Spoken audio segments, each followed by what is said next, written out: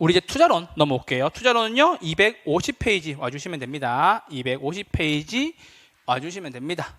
250페이지. 자, 여러분 잠깐만 읽어보세요. 자, 저 보세요. 봐봐. 어르신들 얘기하잖아. 지방방송 꺼라 이렇게 얘기하잖아요. 수업 시간에. 그렇죠? 중앙방송 들어가겠습니다. 만나면 좋은 친구. 그렇죠? 자, 여러분 이제 뭐 배워요? 투자론 배우는 거예요. 자, 잘 보세요.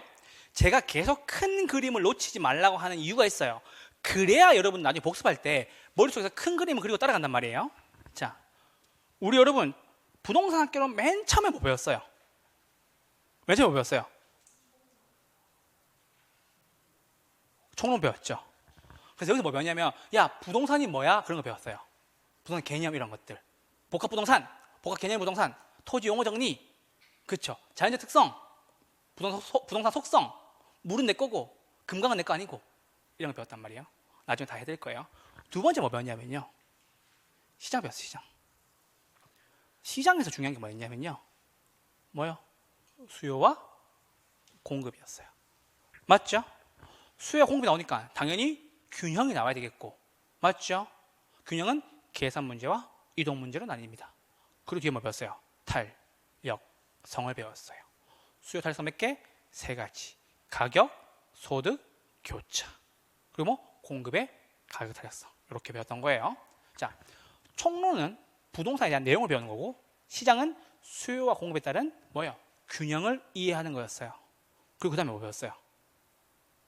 시장을 이론적으로 배웠으니까 어디로 가는 거예요? 어디 가요? 시장 가는 거겠죠. 미안해요. 왜 잘못하고 얘기 안 해요? 왜 잘못하고 얘기 안 해요? 미안해요. 잘못하면 잘못하고 얘기 좀 해줘요. 뭐예요? 미안합니다. 자, 경제로 배우는 거예요. 자, 경제는 이론이죠. 맞아요? 머릿속에 있는 거지. 그거를 어디로 가져가는 거예요? 시장에 가져가는 거예요. 그래서 사실은 여기서는 경쟁, 뭐 불안정 경쟁 이런 거 배우는 건데, 전반부에 경쟁 배우고요. 우리 후반부에 뭐 배웠어요? 학자에 대해서 배웠어요. 학자 몇 명? 18명 배웠어요. 됐죠? 그리고 정책에 대해서 배웠죠. 그쵸? 오늘 좀 2시간 동안 함께 했어요. 자, 시장 실패했죠. 몇 가지 때문에? 4가지 때문에. 그쵸? 그래서 누가 나타나요? 정부가 개입하게 되죠. 맞아요? 2가지로 개입하네요. 토지와 뭐? 주택으로. 토지에는 뭐가 있었어요? 이직간이 있었죠. 주택에는 뭐가 있었어요? 규제와 보조가 있었네요. 됐어요? 그래서 우리는 총론, 경제, 시장, 정책, 그쵸? 이제 뭐 배워요? 투자 배우는 거예요. 됐어요?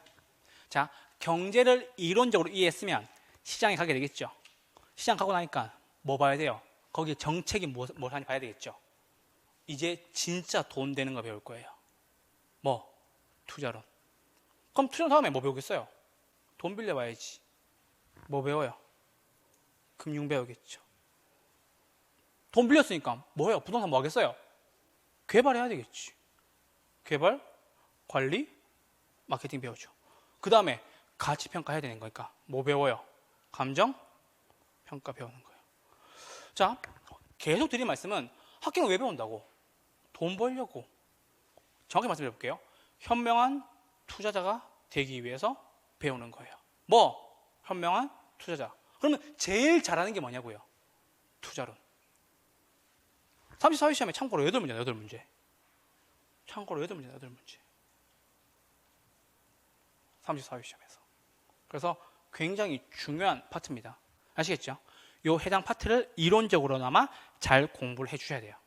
아시겠죠? 투자론 중요하다는 말씀 드리면서 한번 넘어가 보도록 하죠. 이거 나중에 제가 체계론 이렇게 한 판에 다 그려드릴 거예요. 그래서 복습을 10분만 해도 30분만 해도 1시간만 해도 할 수 있도록 해드리겠습니다. 아시겠죠? 그거 내용 잡으시고 투자론 출발합니다. 자, 제가 여러분들 가르치면서 가장 중요하다고 생각하는 거, 특히나 기초 입문에서 가장 중요하다고 생각하는 건 용어에 대한 정의예요.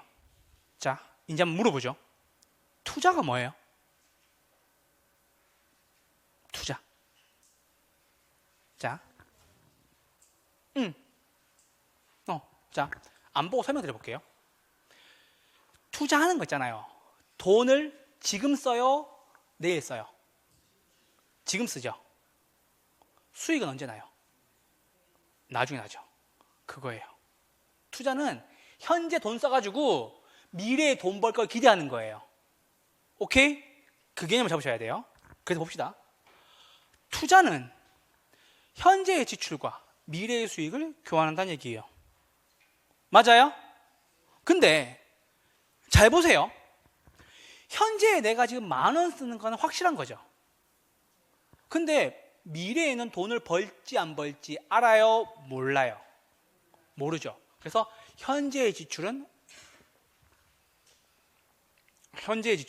확실해요. 이 개념이 중요한 거야. 미래의 수익은 확실해요? 불확실해요? 불확실해요. 그것만 체크하셔야 돼요. 봐봐. 뒤에 나와 있어요. 근데 이렇게 정리해서 끊고 넘어가야 여러분들이 학습하기 편하다고요. 복습할 때 속도감이 살아난다고요. 속도감이 살아나야 1시간에, 30분에, 10시간에 정리가 된다고요. 아시겠죠? 제가 교재에다가 너저분하게 줄치는 거 굉장히 싫어하는 사람입니다. 복습이 안 되거든. 뭐가 중요한지 모르겠거든. 자, 봅시다. 투자란 현재의 지출과 미래의 수익을 교환하는 건데, 현재의 지출은 확실한 내 돈 나가는 거죠. 미래의 수익은 돈 벌 수 있을지 안다, 모른다? 모른다. 불확실하다. 이게 투자예요. 그렇죠? 자녀가 있는 분들, 자녀에게 투자하고 계십니까? 자녀 교육에 투자하고 있죠? 현재 확실한 지출 통해서 학원 보내죠? 근데 얘가 좋은 대학교를 갈지, 좋은 데 취직할지 알아요, 몰라요? 그거 투자예요. 자식 농사, 그 다 투자란 말이에요. 확실한 지출 뭐예요? 막 영어 유치원 보내고, 막 친구들 보니까 영어 유치원 보내고 확실하게 지출하지, 맞죠? 막 비싸게 보내더라고요. 그래서 내가 그랬죠. 야, 투자해서 수익이 될까? 막 얘기하는 거죠. 자식 농사 다 투자예요. 현재 확실한 지출을 통해서 뭐요? 미래의 수익을 꾀하는 일이에요. 오케이? 근데 현재의 지출은 확실하지만 미래의 수익은 불확실하다는 게 투자의 정의예요. 아시겠죠? 그렇게 정해 주시면 되겠습니다. 이것만 보시면 되고요. 자, 요즘에는 이게 좀 개념이 좀 불명확해지는데, 여러분, 투자와 투기의 가장 큰 차이는 내가 보유하느냐 보유하지 않느냐예요. 쉽게 얘기하면 단타 치면 투기고요. 장투하면요, 장투하면 투자라고요. 장투라고 얘기하잖아. 그렇죠? 근데 요즘은 사실은 좀 그 개념이 좀 모호해지는 것 같긴 해요. 그래서 우리는 요것만 보시면 되고, 자, 소득 이득하고 자본 이득만 보시면 돼요. 자, 여러분, 소득 이득이라고 얘기하면요, 부동산을 투자해서 운영하는 동안 생기는 돈을 소득 이득이라고 얘기해요. 그러면 운영하는 동안 생기는 돈, 대표적인 얘기가 뭐가 있겠어요? 월세. 월세 얘기하면 안 되지. 이제 공인중개사니까 뭐 월세 아니라니까. 임대료 이렇게 하셔야 되겠지. 임대료 하셔야 되겠지. 그래서 지대가 뭐예요? 토지 임대료. 아시겠죠? 지대, 토지 임대료. 아시겠죠? 그럼 뭐예요? 보유하고 있는 동안 운영해서 생기는 겁니다 라고 하시면 됩니다. 됐나요? 그리고 영업 현금 흐름, 여기 쓰셔야 돼요. 10단계, 10단계가 있어요. 10단계가 있고, 여러분, 우리 경제론에서 유량인 기간과 저량인 시점을 배웠죠. 그래서 저수지할 때 그 고여있다 저자가 뭐예요? 시점이었고요. 유량은 흐르는 거죠. 그럼 영업하는 동안 현금이 흐른대요. 유량이에요, 저량이에요? 유량. 그렇지. 이렇게 하나 정해주세요. 10단계의 영업 현금 흐름이고요. 유량이다, 저량이다? 유량이다. 이렇게 한번 써주세요. 됐어요? 그러면 부동산을 운영하는 동안은 영업 현금 흐름을 잘 보면 되겠네요. 오케이? 자, 여기서 답을 드립니다. 제가 부동산 학개론에서 가장 중요한 한 개를 뽑으라 그러면 이거 뽑습니다. 영업 현금 흐름. 별표만 해주세요. 됐어요? 이게 뭐예요? 무슨 이득? 소득이득. 자, 그럼 정리하시죠. 소득이득은 부동산을 운영하는 동안 생기는 것으로서 지대나 월 임대료가 대표적인 예인데 영업 현금 흐름을 통해서 구할 수 있습니다. 라고 얘기하시면 완벽. 됐어요? 자, 두 번째는요. 자본이득입니다. 이건 뭐예요? 매매 차익. 시세 차익. 내가 뭐요? 10억 주고 샀어요. 오늘. 10년 뒤에 15억에 팔았어요. 시세 차익 얼마? 5억. 그걸 얘기하는 거예요. 자본이득. 나왔죠? 오케이? 그건 한 번 생겨요? 여러 번 생겨요? 한 번 생기잖아요. 됐어요? 이해됐죠? 언제? 처분할 때. 그쵸? 매매 차익, 양도 차익, 시세 차익. 자기가 제일 마음에 드는 거 하나만 체크하세요. 똑같은 말이니까요. 저는 시세 차익이 제일 편하게 하더라고요. 매매 차익도 오케이. 양도 차익도 오케이. 됐죠? 양도 차익이 있으면 양도 소득세 내겠지. 처분 시에 어디에? 나라에? 지방에? 나라에. 그렇죠. 그렇게 하시면 되죠. 방금 했잖아. 그렇죠. 자, 그럼 이제 매각 나왔어요. 자, 매각 현금 흐름은 총 7단계로 구성되어 있어요. 여러분, 매각은 기간 말에 한 번만 발생한대요. 그러면 흐르는 유량이에요? 일정의 시점이에요? 일정의 시점이죠. 오늘! 그렇죠. 오늘 판 거예요. 오늘. 그렇죠. 시점이죠. 그럼 유량이에요? 저량이에요? 저량. 이렇게 해주시면 되겠습니다. 됐어요? 요거 두 개 잘 구분해 주시면 되겠습니다. 이해되셨나요? 오케이. 자, 그리고 부동산 투자의 장점과 단점. 그냥 이것만 보시면 돼요. 여러분, 부동산 투자 왜 합니까? 돈 벌려고요. 맞죠? 맞아요? 그거예요. 근데 봅시다. 투자 장점의 첫 번째가 뭐냐면요. 지렛대 효과예요. 무슨 말이냐? 남 돈 빌리는 거예요.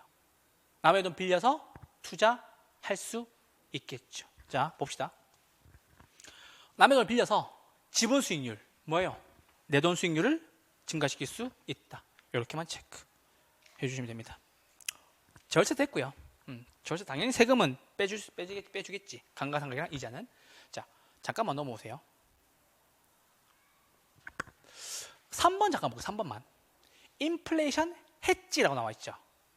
해지가 무슨 뜻이냐면 여러분 울타리예요. 울타리. 펜스. 울타리인데 이게 무슨 말이냐면 여러분 보세요. 여러분 시장 가서 물가가 자꾸 올라가니까 이제는 5만 원짜리 들고 가도 장 볼 게 별로 없죠. 그게 화폐 가치가 떨어져서 그렇죠. 물가는 올라갔죠. 그러면 물가가 올라가는 만큼 실물 자산의 가격도 올라가게 되겠네요. 그럼 부동산은 화폐예요? 자산이에요? 자산이죠. 그래서 뭐예요? 인플레이션이 생겨서 물가가 올라가도 내 부동산의 가치는 보호받아요? 보호 못 받아요? 보호받죠. 왜? 자산이니까. 그 뜻이에요. 그래서 울타리 투자는 실물 투자에 해당하므로 뭐예요? 부동산 투자하는 것이 유리하다. 이렇게만 보시면 됩니다. 어려운 거 없어요. 그래서 보충학습 말씀드렸죠. 인플레이션이 발생하면 화폐 가치가 하락한다. 여러분들이 인플레이션에 대한 이야기를 맨날 하고 있어요.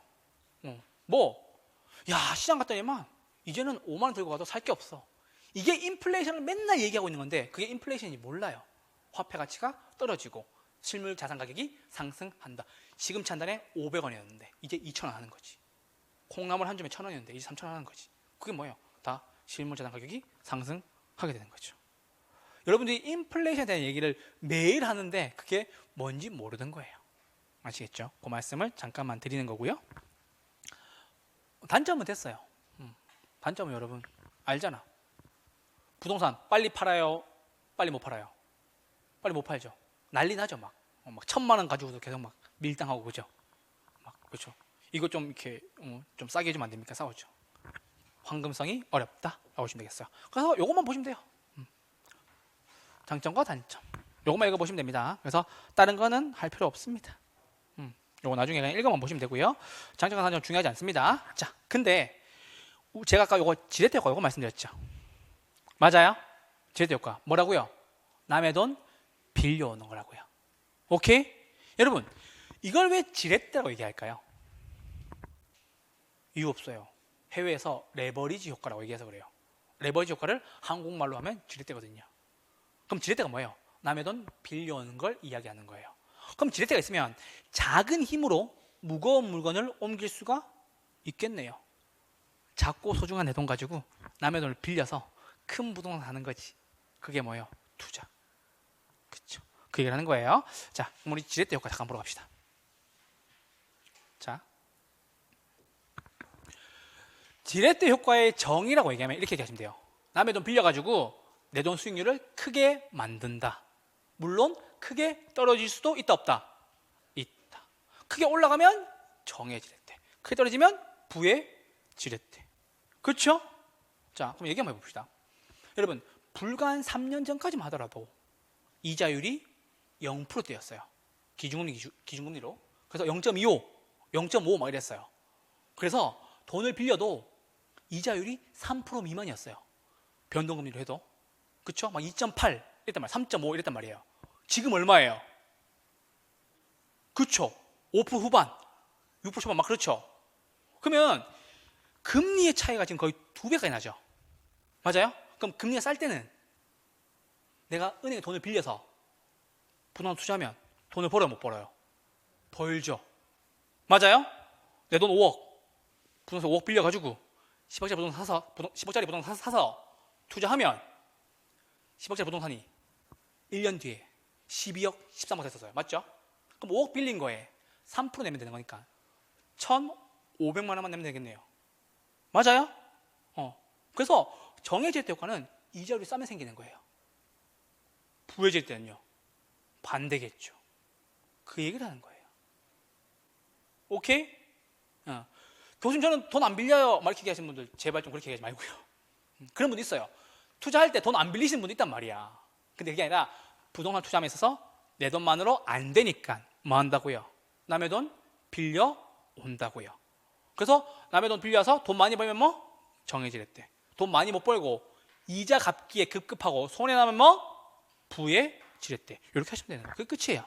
자, 지렛대입니다. 타인을 빌린 돈으로부터. 맞죠? 그걸 뭘로 삼아? 지렛대 삼아서 자기 자본 수익률의 진폭을 크게 하는 것을 말한다라는 얘기예요. 됐어요? 여기까지 됐어요? 오케이? 그러면 투자 금액 대비 뭐 빌린 돈이 클수록, 맞죠? 효과도 크겠네요? 이해됐죠? 돈 많이 빌리면 위험이 커져요, 작아져요? 위험이 커지겠지. 나오잖아. 투자자가 부담하는 위험도 커진다. 맞아요? 자, 보세요. 이제 보세요. 요거 다르게 해볼게. 즉, 남의 돈을 빌려서 내가 돈을 벌 거라고 생각하고 투자했음에도 불구하고, 맞죠? 돈을 너무 많이 빌려서 그게 빌린 비율이 커져서, 맞죠? 경기 변동이나 지금 그죠? 금리 변동에 따라서 뭐가 커지는 거예요? 위험이 증가한다는 소리예요. 오케이? 됐죠? 자, 그럼 봅시다. 다시 원점 돌아와서 투자는 현재의 확실한 지출을 통해서 미래의 불확실한 수익을 꾀하는 일, 교환하는 일이라고 말씀드렸어요. 돈은 언제 빌리는 거예요? 지금 빌리는 거죠. 미래 수익을 벌지 안 벌지 모르는 거죠. 벌면 정해지랬대, 못 벌면 부해지랬대. 버는 거 못 버는 게 기준은 뭐다? 이자율이다. 이렇게 하시면 됩니다. 이게 핵심이에요. 그 핵심을 꿰뚫고 가느냐 못 가냐의 차이가 엄청나게 크게 벌어질 거예요. 자, 그렇게 보시면 되겠습니다. 3번 볼게요. 전세를 안고 주택을 사는 것도 뭐예요? 지렛대 효과예요. 감 잡았어요? 오케이? 예전에 집값이 많이 오를 때 뭐보다? 이자율보다 집값이 많이 오를 때는 돈 벌었겠죠. 그렇죠? 그래서 이렇게 전세 안고 사고, 전세 안고 사고, 전세 안고 사고. 그럼 100채, 200채 나오는 거예요. 그렇죠? 근데 이자율 올라갔어요. 지금 어떻게 돼요? 뱅크럽. 그렇죠? 파산되는 거죠. 그거예요. 정해질 때는 얼마든지 좋아 보일 수 있죠. 부해질 때 터진다? 난리 나는 거죠. 전세 사기. 이거 때문에 그런 거예요. 아시겠죠? 그러니까 지렛대 잘못 쓴 거지. 됐어요? 그게 나오잖아. 타인 자본의 이용으로 남의 돈 빌려서 레버리지를 활용하며 모두 증가한다. 위험이 증가한다. 이렇게 정리하시면 되겠습니다. 자, 수익률에 여러분 세 가지가 있어요. 자, 봅시다. 여러분, 투자 왜 해요? 수익을 얻기 위해서 하죠. 그럼 그 수익률의 종류가 몇 가지? 세 가지가 있다는 소리예요. 감 잡았어 이제? 오케이? 수익률 몇 가지? 세 가지 있어요. 자, 그 수익률 중에서 첫 번째 지분 수익률, 이게 가장 중요해요. 나머지 됐어요. 나머지 됐어요. 자, 지분 수익률 구하는 방법 두 가지가 있는데요. 죄송합니다. 첫 번째는요, 지분 투자액 분의 순영업 소득에서 이자 지급분을 빼는 거예요. 오케이? 이건 나중에 봐두시기만 하시면 돼요. 죄송합니다. 그래서 이게 뭘로만 나온다? 계산 문제로 주로 나온다. 이렇게만 체크하시면 됩니다. 계산 문제로 나올 수 있다라는 소리예요. 그리고 여러분 중요한 거, 지분 투자액 옆에 이렇게 써주세요. 내 돈이에요, 남 돈이에요? 내 돈, 이렇게만 체크해 주세요. 내 돈. 아시겠죠? 오케이? 내 돈. 그러면 지분 수익률, 내 돈을 넣어서 수익을 얻었대요. 그럼 밑에 뭐가 와야 되겠어요? 내 돈 와야 되겠죠? 맞아요? 야, 얼마 벌었니? 그 뜻이에요. 맞죠? 순소득. 맞아요?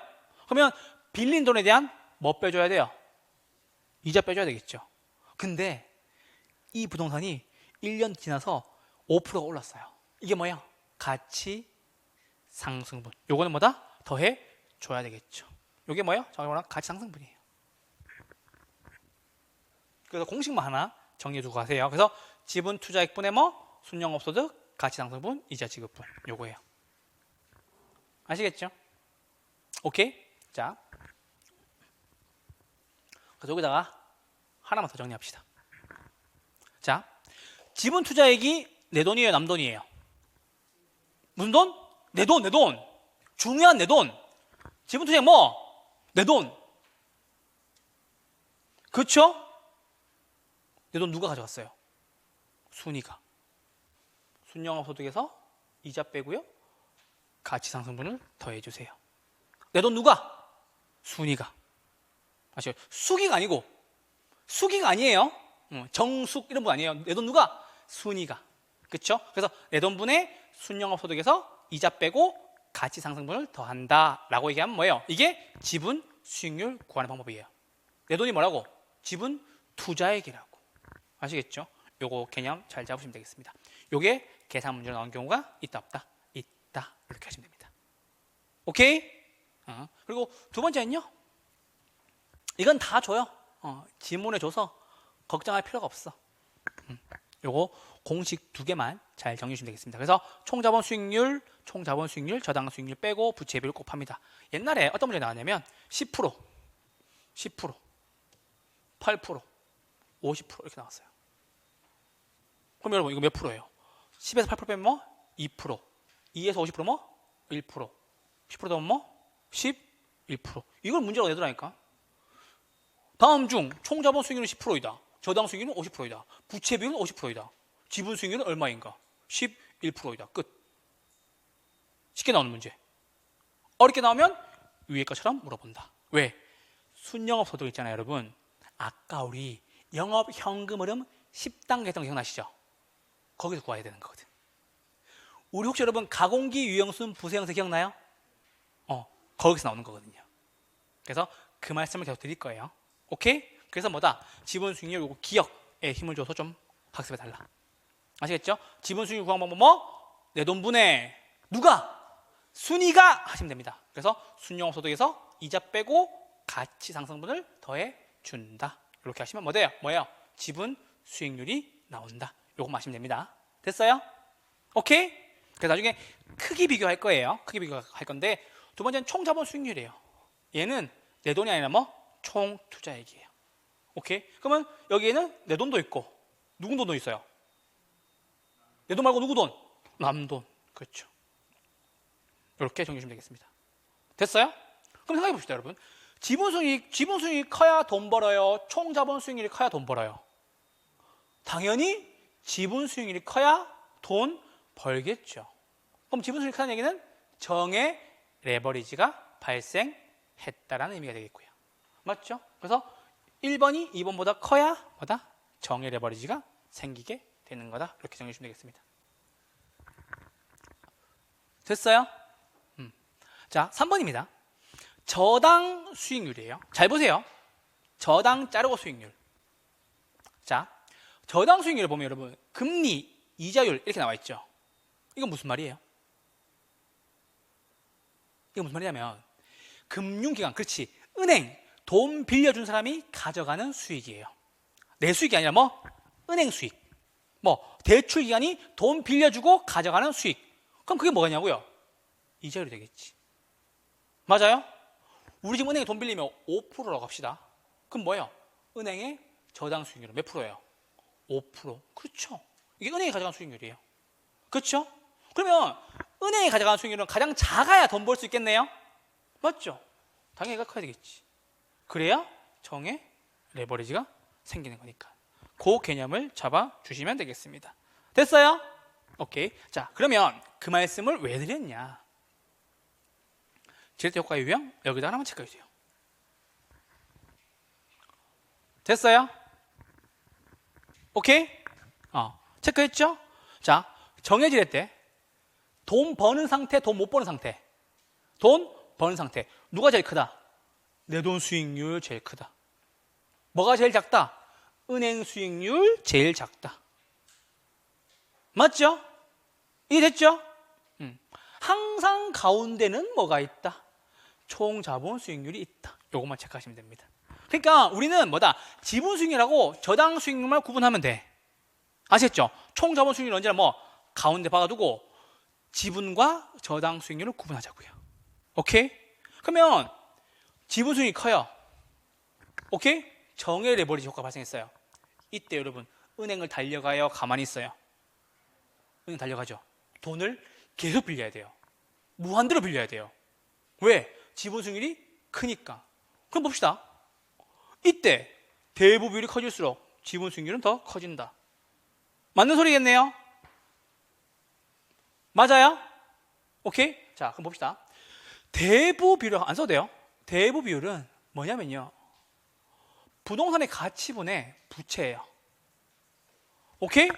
그러면 정의 레버리지 효과가 발생하면 은행 달려가서 무조건 돈 땡길 수 있는 만큼 한창 땡겨야 되겠네요. 우린 그걸 영끌이라고 얘기해요. 언제 하면 좋아요? 정의 레버리지 효과가 발생할 때. 언제? 이자율이 낮고 집가 상승률이 더 높을 때. 그렇죠. 이걸 영끌이라고 얘기하는 거야. 이 타임에 영끌해야 되는 거예요. 아무 때나 영끌하는 게 아니야. 왜 자꾸 아시겠죠? 자, 그럼 지금 봅시다.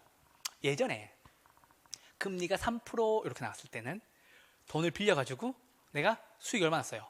5% 이렇게 났단 말이에요. 4%, 5%. 그럼 1% 내가 수익이죠. 정해질 때. 지금 은행 가면 얼마예요? 6% 나온단 말이에요. 돈 빌리면 빌릴수록 이득이에요? 손해예요? 손해예요. 그래요. 그럼 나오잖아. 어디가 크다? 저당 수익이 더 크다. 아이고, 죄송합니다.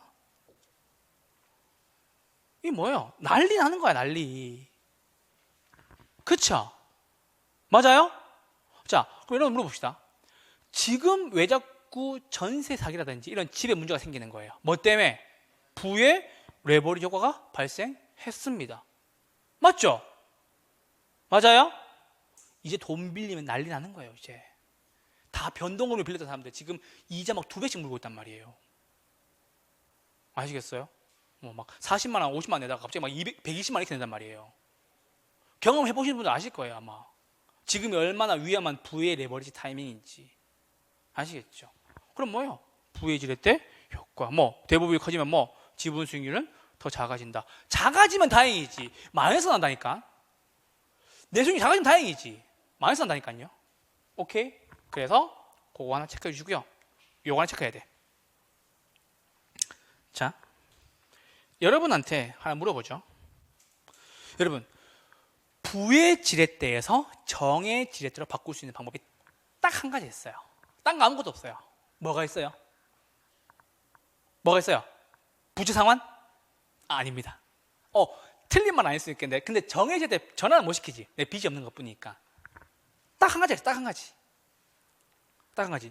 제가 지금 있잖아요, 여러분. 한국은행에다가 만약에 말이 먹힌다면 기준금리를 0.25%까지 다시 떨어뜨리면요, 바로 정해 레버리지로 바뀝니다. 지금 기준금리 얼마예요? 3.5%예요. 기준금리 3.5%예요. 이창용 총재님이 발표하셨죠. 그래서 가상금리 더해서 5%, 6% 나오는데, 이거 지금 한국은행에서 0.5%로 다시 떨어뜨리잖아요. 바로 정해 레벨이 바뀝니다. 사람들이 미친 듯이 다시 돈을 빌리기 시작하겠죠. 그래서 부의 지렛대에서 정해 지렛대로 바꿀 수 있는 단 한 가지 방법은요, 뭐예요? 이자율이 하락한 방법밖에 없어요. 자, 그러면 이거에 대한 답은 이미 나와 있었어요. 왜? 이게 이자율이라며. 맞아요? 얘가 떨어지면 당연히 지분 수익률이 커지겠지. 얘가 지금 제일 크다며. 얘가 작아지면 지분 수익률이 커지겠지. 그러니까 문제 안에 답이 있는데 그걸 못 집어내서 그런 거예요. 방법은 뭐예요? 이거 한 가지밖에 없어요. 아시겠죠? 그렇게 정리해 주시면 되겠습니다. 중립적 지렛대는요, 이건 어려운 거 없어요. 같을 때 뭐다? 같다. 중립 뭐? 같을 때 다 같다. 이렇게만 해주시면 되겠습니다. 어려운 거 없어요. 됐어요? 자, 그래서 봅시다. 자, 기술 잠깐 볼게요. 정해 레버리지 효과는 뭐? 총 자본 수익률이 저당 수익률보다 높아야 한다. 맞죠? 왜요? 정해 레버리지 효과는 언제 발생하는 건데?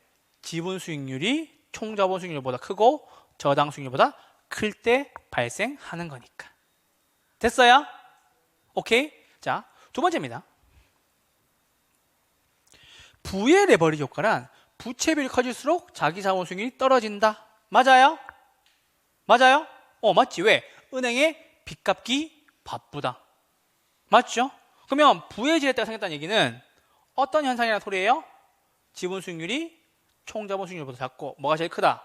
저당 수익률이 제일 큰 상태다 라고 하시면 되겠죠. 왜? 저당 수익률이 뭔데? 이자율. 지금 여러분 이자율 높으니까 여러분 집값 상승률을 감당하지 못해서 파산하는 거예요. 왜? 빚을 못 갚으니까. 부채 상환 못하니까 뭐 하는 거예요? 파산 신청. 그쵸? 그렇게 된다고요. 이해되셨나요? 그렇게 정해 주시면 됩니다. 자, 지렛대 효과 특징입니다. 1번, 이자율이 낮아요. 뭐해요? 은행으로 달려가세요. 은행으로 간다는 얘기는 뭐? 대부 비율을 높인다. 그렇죠? 내 집을 담보로 돈을 마구 땡겨야 돼요. 이자 날 때는요. 그 뜻이라고요. 그럼 뭐야? 지렛대가 커지겠지. 정의 레버리지가 생기겠지. 됐어요? 돈 안 빌린다. 돈 안 빌리죠, 그렇죠? 금융적 위험 있어요, 없어요? 위험 있어요, 없어요? 위험이 없다라는 얘기예요. 3번, 4번 묶어주세요. 3번, 4번 묶어주세요. 3번을 보면 안 돼요. 3번 보면 헷갈려요. 뭐만 본다? 4번만 본다. 부의 지렛대 효과가 발생할 경우에는 이자율을 낮추면, 맞죠? 뭘로 바꾼다? 정의 지렛대 효과로 바꿀 수 있다. 요거 한 가지밖에 없어요. 딴 건 아무것도 안 돼. 4번의 별표. 됐어요? 오케이. 자, 5번 볼게요.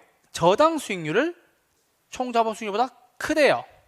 정이에요? 부예요? 저당 수익률 크대요. 부의 지렛대죠? 맞아요? 그럼 여기 써야 돼. 이렇게 부의 지렛대 효과. 돈 빌려요? 돈 안 빌려요? 돈 빌리면 난리 나요. 그럼 뭐예요? 돈을 빌리면 어떻게 된다고? 자기 자본 수익률이 올라가요? 떨어져요? 그렇지. 이렇게 정리하면 되겠죠. 됐어요? 오케이? 금리가 높으면 돈 빌리면 안 돼요. 난리 난다고요. 그렇게만 정리해 주시면 되겠습니다. 자, 그리고 하나 볼게요. 동일하죠? 이게 뭐예요? 중립적 지렛대. 미친다, 못 미친다? 못 미친다. 똑같다. 아시겠죠? 동일할 경우에는 자기 자본 수익률에도 똑같다. 이렇게 하시면 되겠습니다. 아시겠죠? 그러니까 보세요. 기출에서 이렇게 꼬시는 거야. 부의 레버리지 효과가 발생했어요. 부채비율 낮춘대요. 이미 저당 수익이 높다고요. 근데 부채비율 낮춰요. 그래도 빚을 못 갚는다. 아시겠죠? 바꿀 수 있는 방법 딱 한 가지. 뭐예요? 이자율을 하락시킨다. 그 이자율이 뭔데요? 저당 수익률이다 라고 해주시면 되겠습니다. 됐나요? 오케이? 되셨죠? 이렇게만 해주시면 되겠습니다. 그렇게 하고 잠깐만 조금만 더 볼게요. 조금만 더 볼게요. 위험과 수익을 봐야 돼. 위험과 수익 한번 보셔야 돼요. 257페이지 잠깐만 보세요. 257페이지. 자, 보내드리고 싶지만 잠깐만 기다려주세요. 자, 요걸 듣고 가면 좀 편해. 자, 여러분, 제가 아까 투자에 대한 정의를 현재 확실한 지출이었죠. 미래의 불확실한 수익을 노린다, 꾀한다라는 얘기했죠. 그러면 내가 미래의 수익을 예측하고 있죠. 근데 예측한 대로 안 됐어요. 우리 이거를 위험이라고 이야기를 합니다. 오케이? 아시겠어요? 이해됐죠? 내가 지금 10억 투자했어요. 10년 뒤에 5억이 올 거야. 10억이 될 거야. 투자했단 말이에요. 확실하게 올라요? 몰라요? 모르죠. 우린 그걸 위험이라고 얘기하는 거예요. 그래서 뭐예요? 위험은 불확실성이 존재한다. 언제? 미래에. 그래서 기대치를 벗어날 변동 가능성을 말한다라는 거예요. 요것만 체크하시면 돼요. 그래서 가장 중요한 건 뭐? 부동산 투자란 예상된 결과와 실현된 결과가 달라질 가능성을 말한다라는 거예요. 오케이? 자, 여러분 봅시다. 내가 10억 투자해서 15억을 예상하고 있었어요. 오케이? 많이 벗어날수록 위험하겠네요. 적게 벗어날수록 덜 위험한 거죠. 누군가 이렇게 얘기해요. 교수님, 돈을 많이 벌어서 많이 벗어나면 덜 위험하잖아요. 그게 아니라고. 내가 15억 번다고 얘기했으면 20억 버는 것도 위험한 거예요. 뭐보다? 16억, 17억 버는 것보다. 내가 몇 억 번다고 생각했으니까. 15억 번다고 생각했으니까. 그러니까 많이 벗어날수록 위험한 거예요. 오케이? 이 개념을 해보셔야 돼요. 그래서 그것만 보시면 됩니다. 자, 그러면 투자는 봅시다. 미래의 불확실성으로 인해, 맞죠? 그래서 기대한 수익이 실현된 수익과 뭐 달라지는 경우가 많다라는 소리예요. 요게 위험이에요. 오케이? 자, 그래서 위험과 수익을 이제 측정하러 갈 거예요. 특히나 위험과 수익은 되게 중요해요. 봐봐, 자주 나오잖아. 됐어요? 자, 그래서 우리는 수익을 뭐라 그럽니까? 기대 수익률 혹은 평균이라고 얘기하고요. 위험을 뭐라 그런다? 표준 편차 분산이라고 얘기해요. 표준 편차만 체크해 주시면 됩니다. 자, 요 말씀을 잠깐 드리고 넘어갈게요. 여러분, 이건 물론 산술 평균에 대한 이야기지만 말씀을 드리고 갈게요. 자, A라는 사람이 있고 B라는 사람이 있어요. 내가 1회에 부동학교로 모의고사를 시험을 쳐보았더니 몇 점 맞았냐면요, 35점을 맞았어요. 오케이? B라는 사람은 55점을 맞았어요. 됐어요? 2회에 학교로 시험을 쳐보았더니 A라는 사람은 갑자기 85점을 맞았어요. 대박이죠. 근데 B라는 사람은 65점을 맞았어요. 오케이? 65점 맞았어요. 그러면 A의 1회차와 2회차에서 계산할 수 있는 평균은 몇 점이에요? 모르는구나. 60점. 맞아요? 이제 알죠? 두 개 대해서 나누는 거. 물론 산술 평균이긴 하지만. 맞아요? 그러면 3회차에 시험 칠 때 이 사람의 수익에 대한 평균을 몇 점? 60점. 얘도 몇 점? 60점. 맞죠? 우리는 3회차 시험에서 몇 점 맞을 거를 예상할 수 있냐고요? 60점. 얘도 뭐? 60점. 그런데 잘 봅시다. 자, 이제 내가 이 성적을 가지고 시험장에 들어가요. 누가 더 불안해요? A가 불안해요? B가 불안해요? 누가 불안하다? A가 불안하다. 왜? 평균과 뭐가 큰 거예요? 편차가 큰 거예요. 그래서 플러스 마이너스 얘는 몇 점? 25점이고요. 얘는 플러스 마이너스 몇 점? 5점인 거죠. 그 얘기가 평균에 대한 수익과 위험에 대한 이야기예요. 오케이? 얘는 몇 점을 기대하는데? 60점을 기대하는데 얘는 잘 맞으면 대박, 못 맞으면 쪽박이죠. 그러니까 얘는 어떤 사람? 더 위험한 사람. 얘는 뭐예요? 조금 더 안정적인 사람인 거예요. 그래서 꼭 있잖아요. 잘 맞으면 상담 안 와. 못 맞잖아요? 교수님 어떻게 해요? 막 와요. 잘 맞으면 그냥 집에 쓱 가요. 못 맞으면 상담 안 한단 말이에요. 그러니까 그때 문제점을 잡아내서 무엇을 줄인다? 편차를 줄이는 게 해야 되는 일이라고요. 물론 이건 산술 평균에 대한 이야기니까 여러분한테 예시로 설명을 드린 거예요. 오케이? 수익률은 뭐다? 평균. 기대 수익률. 그렇죠? 위험은 뭐다? 편차. 표준 편차 제곱이 분산이에요. 이거 플러스 마이너스 나오기 때문에 양수 바꾸기 위해서 분산을 쓰는 건데 그건 중요하지 않고 이것만 보시면 됩니다. 아시겠죠? 오케이. 자, 고개 좀 잡으시고 넘어가시죠. 자, 여기다가 요거 써야 돼요. 아이고. 하나 써주세요. 가중 평균한다. 가중 평균한 뭐다? 계산 문제다. 하시면 돼요. 요것만 쓰시면 돼. 아까 뭐 35점 그건 쓸 필요 없어. 그건 설명드리기 위해서 했던 거고. 요것만 쓰면 됩니다. 자, 기대 수익률을 구해야 되죠. 우리 이걸 수익이라고 얘기합니다. 맞아요? 어떻게 계산? 확률적으로 계산하다 나왔잖아요. 맞아요? 자, 그럼 옆에 하나만 더 쓰시죠. 곱하고 뭐 더 한다. 끝. 오케이? 자, 적어보세요, 여러분. 적어보세요. 봐봐. 기대 수익률은 확률의 수익을 곱해서 더한다. 이게 끝이에요. 정의도 필요 없고요. 뭐만 알면 돼요?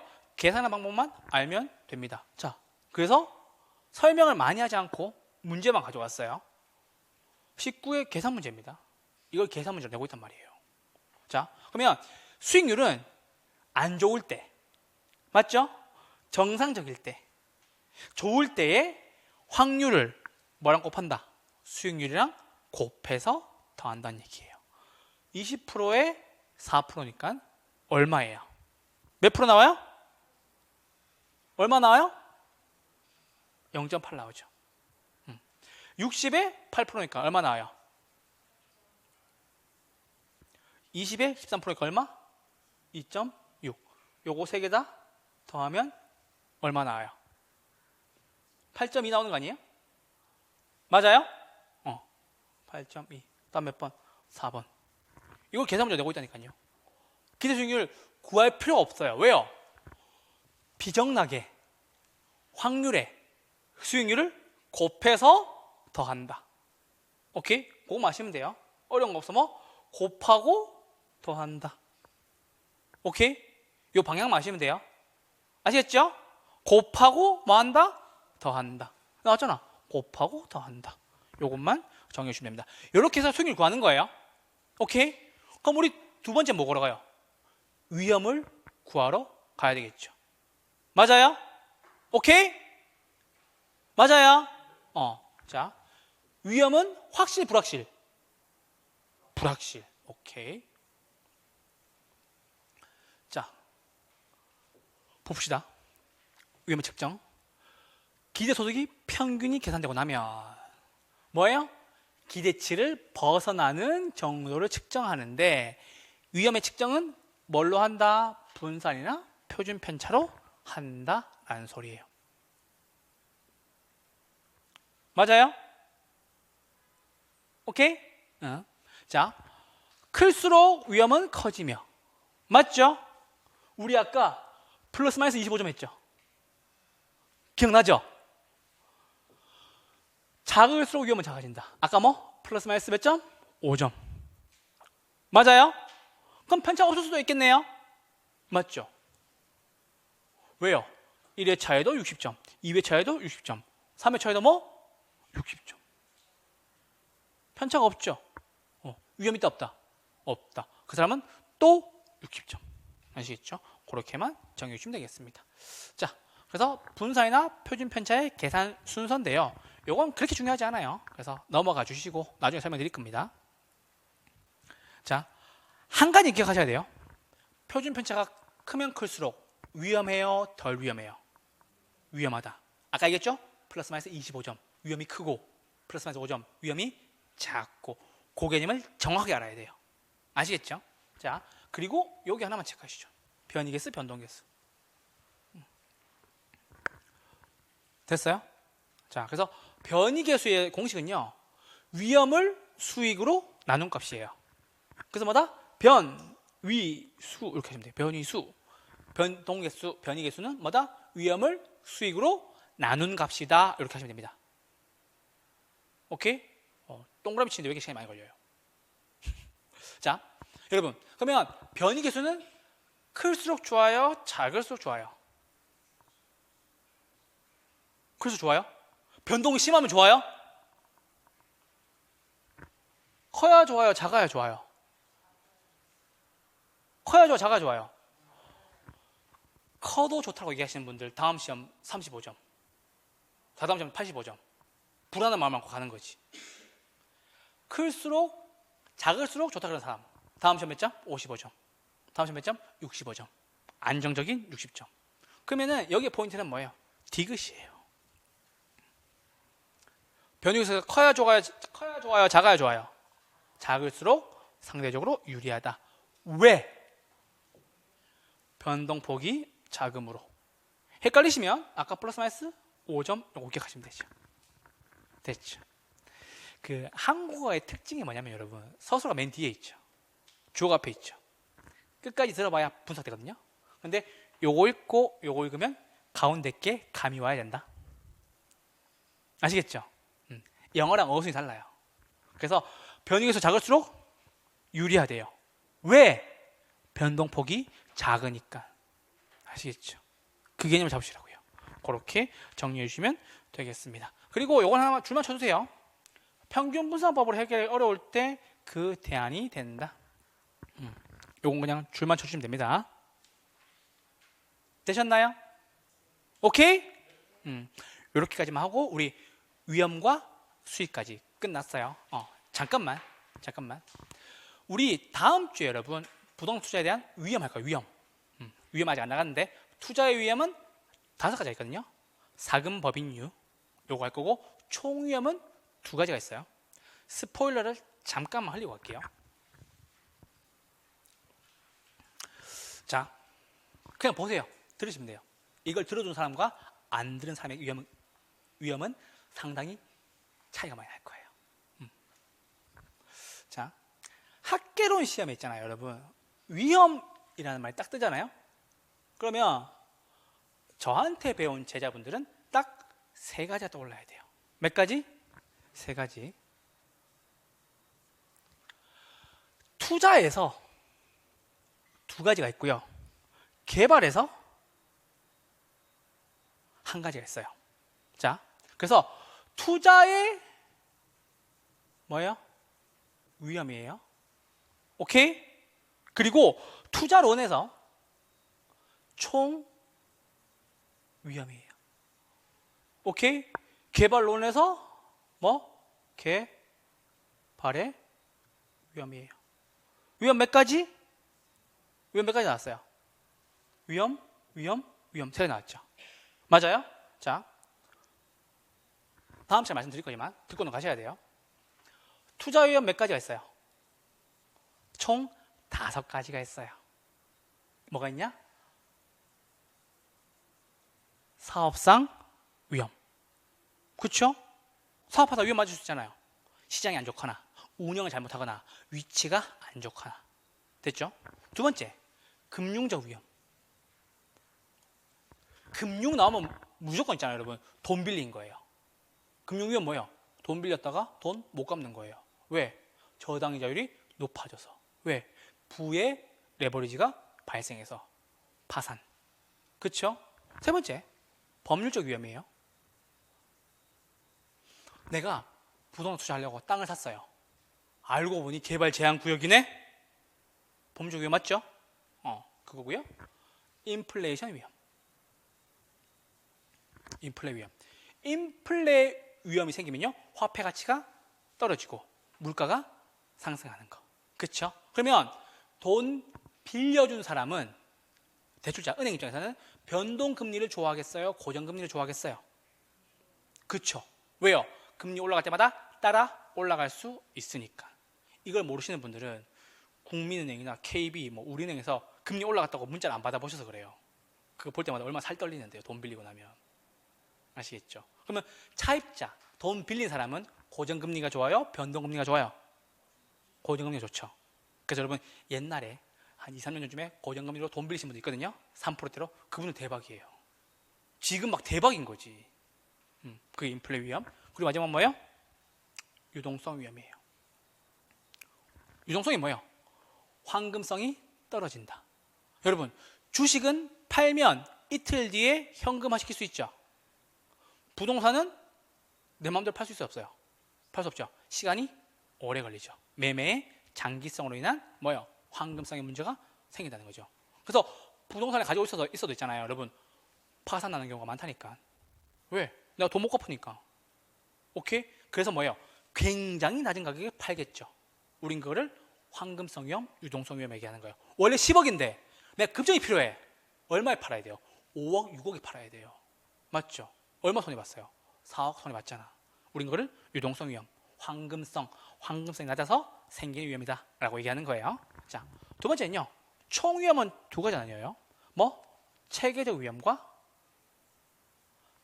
그리고 비체계적. 그렇지. 자, 체계적 위험은 여러분들이 컨트롤할 수 없어요. 이자율 올라가는 거. 오케이? 비체계적 위험은 여러분들이 컨트롤할 수 있어요. 영업 경비, 사람 자르는 거지. 오케이? 가격 줄이는 거지. 오케이? 줄일 수 있는 건 체계, 비체계? 줄일 수 있다. 오케이? 그러면 총 위험은 체계적 위험과 비체계적 위험 두 개를 더하는 건데, 총 위험도 줄일 수 있나요? 왜요? 비체계 위험이 줄어드니까. 그렇죠. 그렇게 공부하셔야 돼요. 됐어요? 그거 두 가지가 투자에서 나오는 위험 두 가지. 그리고 개발로는 나중에 뒤에 가서 배울 건데 가볍게 한번 들어주시면 돼요. 여러분, 부동산을 개발하다 보면 법적으로 시비 걸려요? 시비 안 걸려요? 시비 걸리죠? 뭘로 걸리는 줄 알아요? 야, 여기 우리 땅인데 너 왜 지어? 이거 뭐예요? 법적으로 시비 걸리는 거죠. 맞아요?